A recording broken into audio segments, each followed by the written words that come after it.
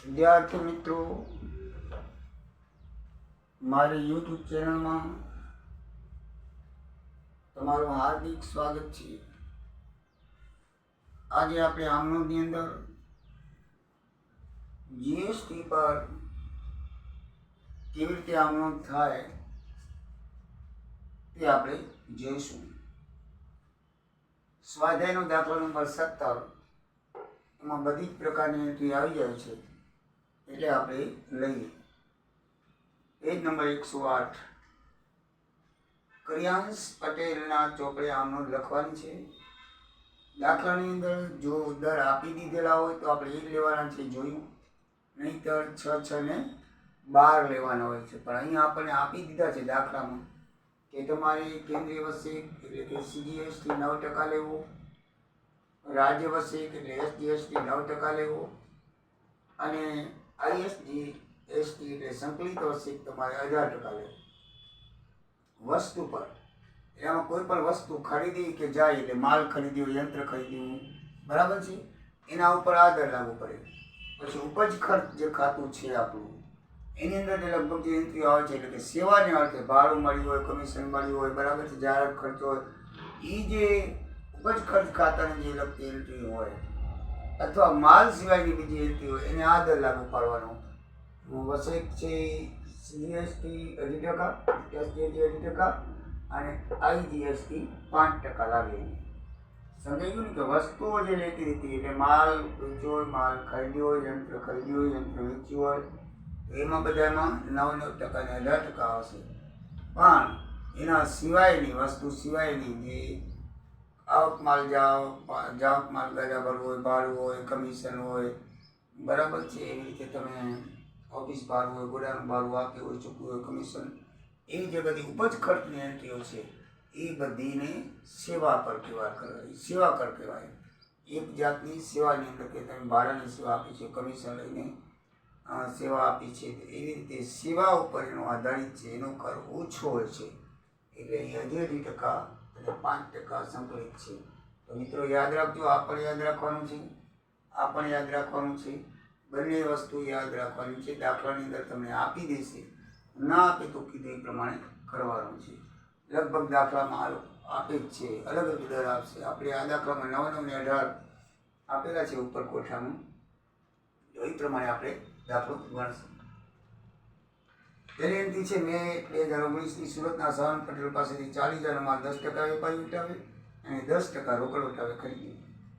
મિત્રો આ એન્ટ્રીની અંદર રોકડ વટાવ લખ્યો છે, પણ રોકડની કોઈ લીધી રીતિનો ઉલ્લેખ કરેલ નથી, એટલે રોકડ વટાવની એન્ટ્રી આપણે કરશું નહીં, અને વેપારી વટાવની તો થતી જ નથી. કાપી દેશું તો 40,000ના 10% એટલે 1 મિનિટ ઉડાડી દો, 4,000 રૂપિયા થાય. તો 40,000માંથી 4,000 બાદ કરો, 36,000નો માલ આપણે ખરીદ્યો છે, એટલે એ ખરીદ ખાતે આવે. ખરીદ ખાતે ઉધાર 36,000 થાય. ખરીદ્યો હોય એટલે એના ઉપર ટેક્સ ને શું કહેવાય, માલ આવ્યો એટલે આવક પૂર્તિ કહેવાય. એ જે ટેક્સ લાગશે ને, જે જીએસટી ને આવક પૂર્તિ, વેચાણો તો જાવક પૂર્તિ આપણે જોઈ ગયા. તો અહીંયા આવક પૂર્તિ વસેક અને જાવક પૂર્તિ વસેક આવશે, કેન્દ્રનું ને રાજ્યનું અલગ અલગ. હવે એનો દર છે 9%. કેટલો છે? 9%. તો 36,000ના 9% કરો તો 2 × 40 આવશે, 32 આવશે.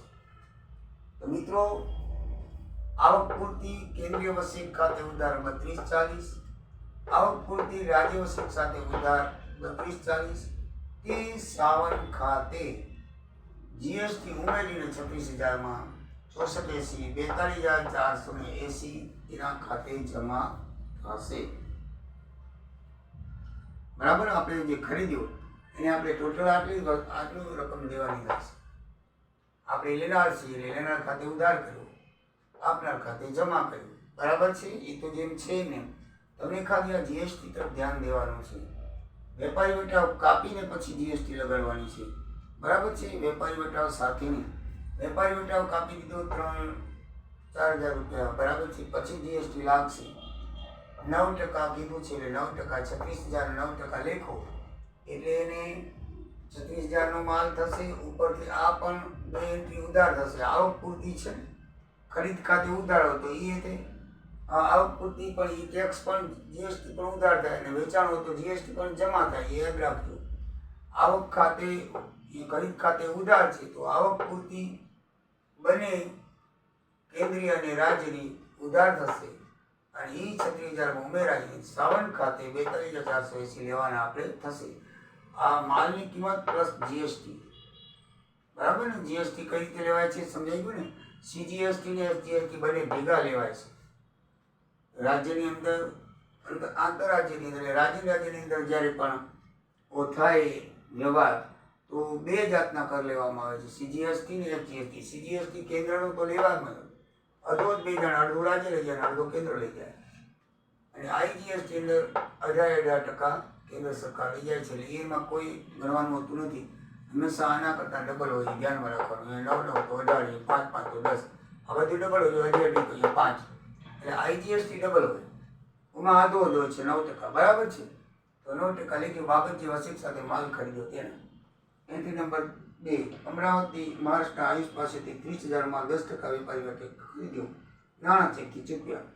હવે અમરાવતી મહારાષ્ટ્રમાં આવ્યું અને 30,000 માલ વેપારી વટે આપણે ખરીદ્યો, એટલે 30,000 10% કીધા છે 3,000.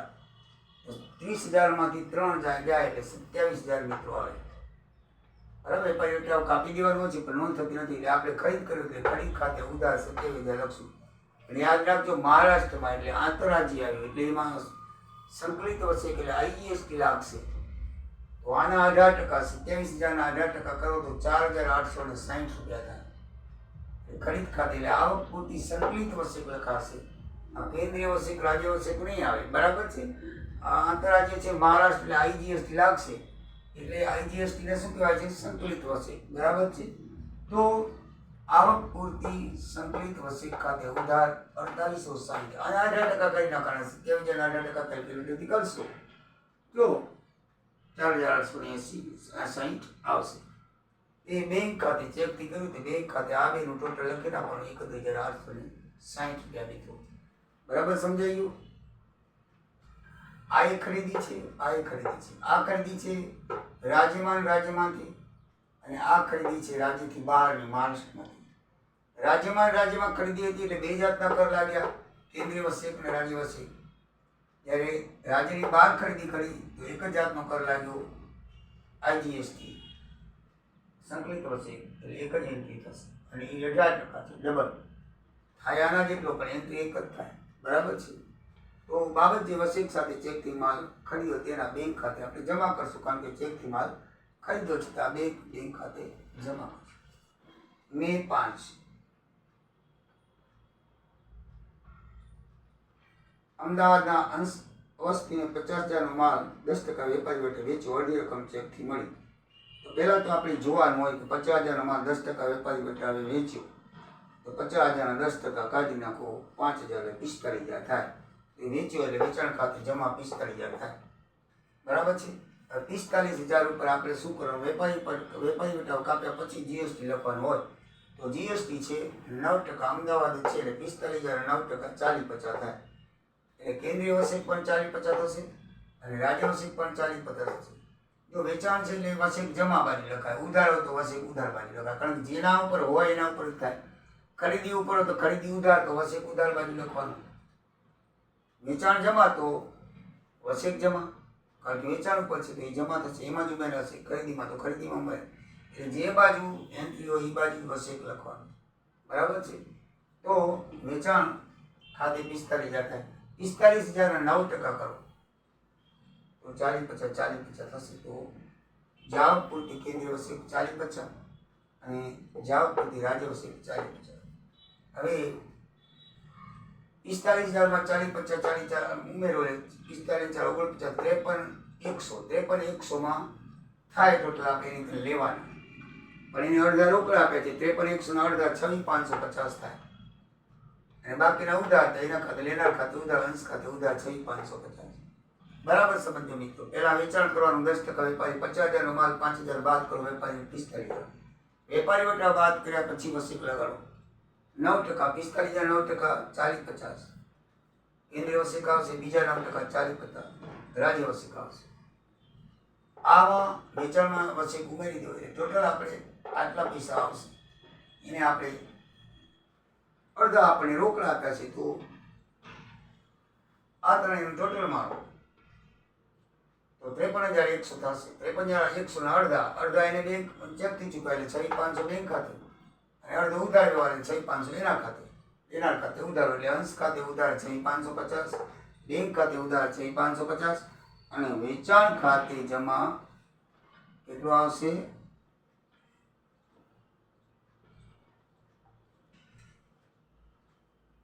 45,000 બરાબર છે.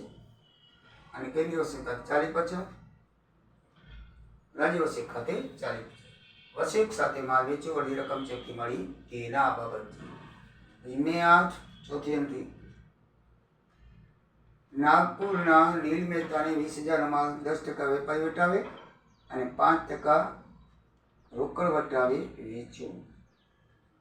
20,000 માલ 10% વેપારી વટાવે. 20,000 ના 10% 1 મિનિટ ગાડી નાખો 2,000 20,000 માંથી 2,000 ગયા 18,000 રહ્યા.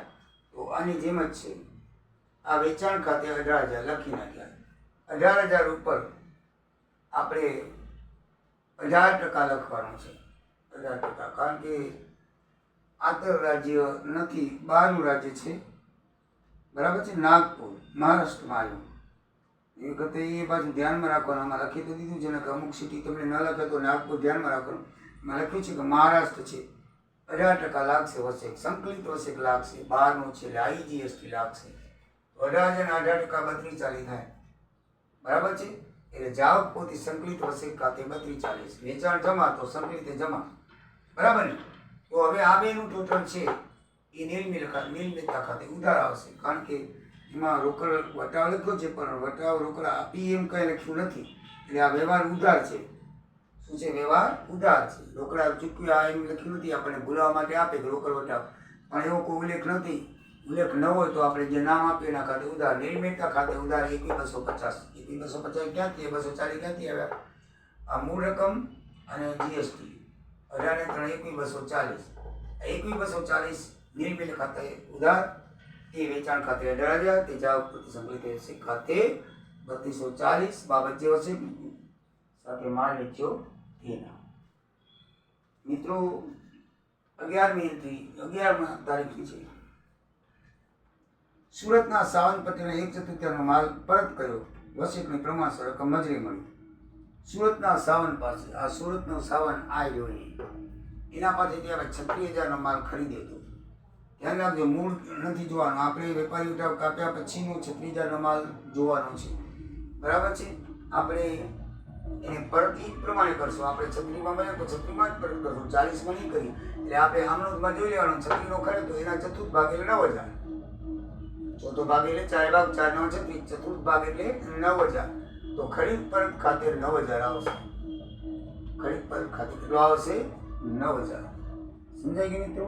9,000 ના 9%, 9 9 81, 810 ને 810, બરાબર.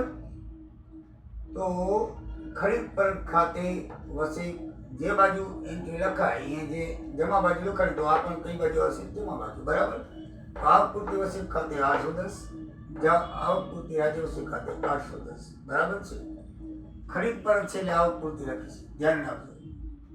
વેચાણ પરત તો જાવક પૂર્તિ લખાય. ખરીદ કરેલો માલ, બરાબર. ખરીદ પરત તમે જમા છે તો જાવક પૂર્તિ કેમ ન લખવાનું? પણ આપણે માલ ખરીદ કરેલો માલ છે એટલે એને આવક પૂર્તિ લખ્યું છે, ધ્યાન રાખજો.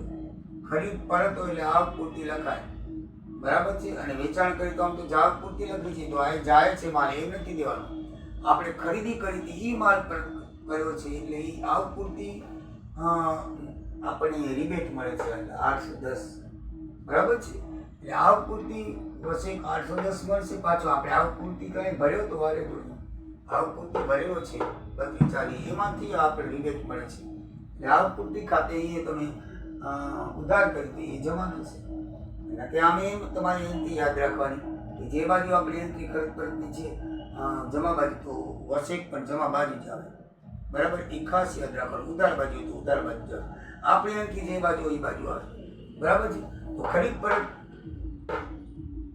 9,000, તે આવક પૂર્તિ વસેક 810, તે આવક પૂર્તિ રાજ્ય વસેક 810, તે સાવન ખાતે ઉધાર 10,620 લેનાર ખાતે ઉધારો ખરીદ પરતમાં જાય છે જમા ખરીદ પરત ખાતે હંમેશા જમા થાય. ખરીદ ખાતે ઉધાર તો ખરીદ પરત ખાતે જમા. 9,000 કર્યા, ચોથો ભાગ 9,000 એટલે 36. તો આવક પૂરતી વસેક અને આવક પૂરતી રાજ્ય વસેક 810 રૂપિયા 9,000 ઉપર 9% લેખે અને આ ત્રણેયનું ટોટલ 10,620 એ સાવન ખાતે ઉધાર કરાશે. તો મિત્રો 16મી તારીખ નાગપુરના રેલ મહેતાની પાસેથી 1/55 ભાગનો માલ પરત મળ્યો મિત્રો અને પ્રમાણસર રકમ મજરે આપી. નાગપુરનો રેલ આ 18,000 એનો 1/55 ભાગ 36,50,80 18,000 નો 5 ભાગો એટલે 3600 રૂપિયા આવે એટલે વેચાણ પરત ખાતે ઉધાર. બરાબર, માલ આવે છે વેચેલ કરવા એટલે વેચાણ પરત ખાતે ઉધાર થાય તો વસેકે પણ ઉધાર થશે. એના ઉપર કેટલા ટકા? 18%. બરાબર છે. વેચાણ સંકલિત છે, નાગપુરનો છે એટલે ભૂલી ન જાય, આમાં ભૂલી જવાય એવું છે. બરાબર છે. એટલે 18% લેખવાના. જાવક પૂરતી સંકલિત વસે 18%, 3600 અને 18% 648 થાય અને બંનેનું ટોટલ નીલમેલા ખાતે આપણે જમા કરશું 4248 રૂપિયા. પણ મિત્રો સમજણ કે વેચાણ પરત વેચાણ જમા હોય તો વેચાણ પરત ઉધાર આવે તો ઉધાર તેમાં વસે પણ ઉધાર જ લખવાનું. બરાબર છે. તો એ આઉટ સ્ટેટનો છે એટલે સંકલિત લખાશે. IGST 18% સીધા 648 બેનું ટોટલ 4248 તે નીલમેલા ખાતે જમા થશે. બાબત બે માલ પરત મળ્યો વસેકની અસર આપી તે. 24 તારીખે મિત્રો એક આપણે કમ્પ્યુટર ખરીદ્યું, યંત્ર ખરીદ્યું. બરાબર છે. યંત્ર ખરીદ્યું તો કમ્પ્યુટર આવ્યું કેટલાનું છે? 40,000 રૂપિયાનું. બરાબર, 40,000 રૂપિયા ઉપર તમે 9% લેખો, 9 ચોક 3600 રૂપિયા થાય. કમ્પ્યુટર આવ્યું તો મિલકત આવી તો ઉધાર તો વસેક પણ ઉધાર જ થશે. તો કમ્પ્યુટર ખાતે 40,000 મૂળ રકમ, કેન્દ્રીય વસેક ને રાજ્ય વસેક 9% 3600 એની અંદર ઉમેરાશે અને આપણે વેપારીને ચેક દ્વારા ચૂક્યા છે એટલે બેંક દ્વારા 7,200 રૂપિયા ચૂક્યા. 40,000 કમ્પ્યુટરની કિંમત, 3600 કેન્દ્રીય વસેક અને 3600 રાજ્ય વસેક. બરાબર છે. કોમ્પ્યુટર આવ્યું એટલે આવક પૂરતી કહેવાય. બરાબર, કોમ્પ્યુટર આવ્યું એટલે શું કહેવાય? આવક પૂરતી ખરીદી કરીએ આપણે. તો કમ્પ્યુટર ખાતે 40,000, આવક પૂરતી કેન્દ્રીય ખાતે 3600, જાવક પૂરતી રાજ્ય વસેક ખાતે 3600, ત્રણેયનું ટોટલ 47,200 તે બેંક ખાતે જમા થશે. કારણ કે બેંકની કિંમત ઘટશે તો ઘટે તો બેંક ખાતે જમા થાય. આપણે જોઈ ગયા છીએ, તમને હવે બધું બરાબર આવડે છે. બેંક ખાતે 37,200 બાબત છે. કમ્પ્યુટરની ખરીદી વસેક સાથે કરવી, ચેકના નાણાં વસેક સાથે કરી અને નાણાં ચેકથી ચૂક્યા એ. મિત્રો GST માલ મિલકત માટે, ખરીદી વેચાણ માટે અને સેવાઓ માટે અલગ અલગ રીતે થાય છે, તમે જોયું. બરાબર છે. માલ મિલકત ખાતેમાં આવક પૂરતી, જાવક પૂરતી એવો શબ્દ આવે છે, જ્યારે સેવાઓની અંદર પણ આવક પૂરતી, જાવક પૂરતી એવા શબ્દ આવશે, પણ ઉપજ ખર્ચ ખાતાની અંદર એનો દર અલગ હશે. શું હશે? એને દર અલગ હશે. દર એનો અઢીને 5%. હવે જે આપણે જે આ લઈ છે ત્રણેયથી એ ઉપજ ખર્ચ ખાતાની છે એટલે કે સેવાની છે એટલે 9% એના ઉપર નહીં આવે, અઢી 5% આવશે. ઓફિસ ભાડાના 10,000 ચેકથી ચૂકવ્યા તો 10,000 ઉપર 5%, 10% 1,000 થાય, 5% 500 રૂપિયા થાય. તો આપણે તો 2.5% લેવાના છે. 500 ને અડધા 250. બરાબર છે. 5% થાય તો 1 મિનિટ ડાબો તમારે કેલ્ક્યુલેટરથી કરવાની છૂટ. આમાં 1 મિનિટ ડાબો એટલે 1000, 10%, 5% 500 અને 2.5% 250. 10,000ના 2.5% લેખે લેખવાનું. તો 10,000ના 2.5% ઓફિસ ભાડા ખાતે ઉધાર. ઓફિસ આપણે ચૂક્યું છે, ખર્ચ છે એટલે ઓફિસ ભાડા ખાતે ઉધાર હશે તો વસેક પણ ઉધાર જ થશે, કારણ કે ભાડા ઉપર વસેક હોય. એટલે આવક પૂરતી વસેક 250 રૂપિયા, જાવક પૂરતી આવક પૂરતી રાજ્ય અને કેન્દ્રીય બને 250 ઉધાર કરી નાખવાના. એટલે 10,000 ભાડું અને 500 રૂપિયા બધા ભેગા થઈને 10,500નો ચેક આપણે ભાડાવાળાને આપશું. ચેક આપે એટલે બેંક ખાતે આપણે 10,500 લખશું. 10,000 ભાડું અને 250 રૂપિયા GST લાગ્યો 9%. બરાબર છે. એ 5% લેવાનો, 2.5% લેવાનો. ધ્યાનમાં રાખવાનું. ઉપજ ખર્ચ ખાતાના જે એન્ટ્રી છે, જાહેરાત ખર્ચ છે, આવક માલ છે, ભાડું છે, કમિશન છે, એ બધામાં તમને જે રેટ આપેલો હોય એ જ લેવાનું, 2.5% લેવાનું છે. આ વસ્તુ ઉપર છે. જો કોઈ ઉલ્લેખ ન કરેલો હોય તો આપણે એક જ લેવાનો બધા ઉપર વસ્તુનો જે કરવો હોય, જેમ આપણે લેતા હતા એમ 612. પણ ઉલ્લેખ કરેલો હોય દાખલામાં કે તમને વસ્તુ પર આટલા લેવો, વસ્તુ એટલે કે કોઈ પણ વસ્તુ જાવક માલ, આવક માલ, વેચાણ યંત્ર કોઈ પણ જાતનું હોય અને બાકીની બધી એન્ટ્રી હોય વસ્તુ સિવાયની, એના ઉપર તમારે 2.5% લેવાનું થાય. સમજાય કે મિત્રો? તો 31માં આગળ જઈએ તો ગોડાઉન ભાડાના 20,000 ચેકથી ચૂક્યા. ઓફિસ ભાડું હતું, આ ગોડાઉન ભાડું છે, બરાબર છે, ચેકથી મળ્યા છે, સોરી ચૂક્યા. ગોડાઉન આપણે ભાડે દીધું, ચેકથી મળ્યા. તો ચેકથી મળ્યા એટલે બેંકમાં જમા કરાવી, બેંક બેલેન્સ વધે એટલે બેંક ખાતે ઉધાર 21,000 કરશું. કેમ કે આપણે 20,000 ભાડું અને 20,000ના તમે લેખો 2.5% તો 500 રૂપિયા થાય. 10% 2,000, 5% 1,000 ને 2.5% 500. એટલે 20,000ના તમે 2.5% લેખો એટલે 500 રૂપિયા થાય. તો 500 રૂપિયા કેન્દ્રીય વસેક થાય અને 500 રૂપિયા રાજ્ય વસેક થાય, બરાબર છે. બેંક ખાતે ઉધાર 21,000 થશે, 20,000 ભાડું અને 500 ને 500 1,000 જીએસટી, ટોટલ 21,000 આપણને મળશે. ચેક મળશે એટલે બેંક ખાતે ઉધાર કરશું અને મળેલ ભાડું હંમેશા જમા થાય તો વસેક પણ જમા બાજુ લખવાના, કારણ કે મળેલ ભાડા ઉપર આપણે વસેક લખીએ.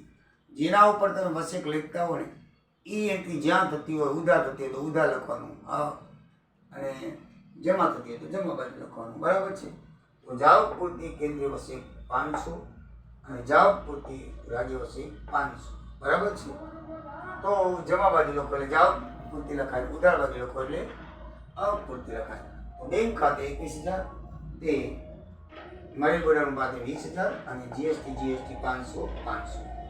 એવી રીતે બેંક ખાતે કમિશન આપણને મળ્યું છે, છેલ્લી એન્ટ્રી છે મધ્યપ્રદેશથી મળ્યું છે, બરાબર છે. તો આઉટ સ્ટેટ મળી 25,000. તો 25,000 ઉપર તમારે 5% લગાવવાના. 25,000ના 5%, 10% 2,500 થાય અને 5% અડધા કરો 1,250. કેલ્ક્યુલેટરમાં લખો 25,000ના 5% 1,250 થશે. તો આપણે 25,000 ભાડું મળેલી જમા થશે અને એના ઉપર જીએસટી પણ આપણને આવશે વધારાનું, એટલે આપણે એટલું વધારે ભાડું આવશે એટલે 26,250 આવશે. એટલે આપણે બેંકમાં ચેક ભરશું એટલે બેંકની બેલેન્સ વધશે એટલે બેંક ખાતે ઉધાર 26,250. તે મળેલ કમિશન 25,000 અને તે જાવક પૂરતી સંકલિત આવશે. આપણે મહારાષ્ટ્રમાંથી મળ્યું છે એટલે સંકલિત 5% લેવાશે, બરાબર છે. એટલે જાવક પૂરતી સંકલિત વસેક ખાતે 1,250 મિત્રો. એ બાબત જે મળેલ કમિશન વસેક ખાતે નોંધ્યું તેના. તો મિત્રો એમ બધાને ટોટલ મારશું 2,68,498 બંને બાજુ મળી હશે. ટોટલ મારું ફરજિયાત છે ને, મારી જેમ આમ 2 પાના કરો ને ત્યારે પણ એ ટોટલ મારું ફરજિયાત છે ને, મારી નથી. એ ટોટલ તમારે અહીંયા પાછું ફોરવર્ડ કરીને ઉપર લખવાનું હોય અને પછી આ ટોટલ જો પેપરની અંદર 1 પાનાની અંદર જો આ ટોટલ ન માર તો એ સરવાળો કરી બાકી આગળ લઈ ગયા લખવું પડે અને બાકી આગળ આવ્યા કરીને આ બંને ખાનામાં જે રકમ લખી પછી અંતિમ ટોટલ છે એ નીચે લગાવવું જોઈએ, બરાબર છે. તો મિત્રો ખાસ ધ્યાનમાં રાખજો. તો આપણે બધા જ પ્રકારની આમ નોંધ આપણે જોઈ લીધી. તો મિત્રો આ સ્વાધ્યાયનો દાખલો પણ જોઈ લીધો. તો મિત્રો હવે અહીંયા આમ નોંધમાં હજી એક ઉદાહરણ લઈ લઈશું જીએસટી સિવાયનું, જેમાં આપણે રોકડ વ્યવહાર અને રોકડ વટાવ જે છે એ પરત માલ આવે ત્યારે એની ગણતરી કેવી રીતે થાય એ બાકી રહ્યું છે. તો રોકડ કરે વટાવ કાપી દીધેલો માલ છે, વેપારી વટાવ કાપી દીધેલો માલ છે, પણ જ્યારે પરત આવે ત્યારે એની ગણતરી અલગ કરવી પડે છે. તો એ કાલે બીજો વિડીયો બનાવી લાસ્ટ અને પછી આમ નોંધ આપણે પૂરી કરશું. તો પછીનો વિડીયો મિત્રો જરૂરથી જોજો. એ ખાસ અગત્યનું છે ને, એન્ટ્રીઓ આવે છે. મેં જે દાખલા કરાવ્યા છે બધા એન્ટ્રીઓના દાખલા આવશે. જો તમે દાખલા કરી નાખશો તો પણ તમને આમ નોંધની બધી એન્ટ્રી આવી જશે, બરાબર છે. મિત્રો આવજો, તમારા મિત્રોને મારો વિડીયો ફોરવર્ડ કરજો અને સબસ્ક્રાઈબ કરવાનું ભૂલતા નહીં. જય સિયારામ, જય દ્વારકા.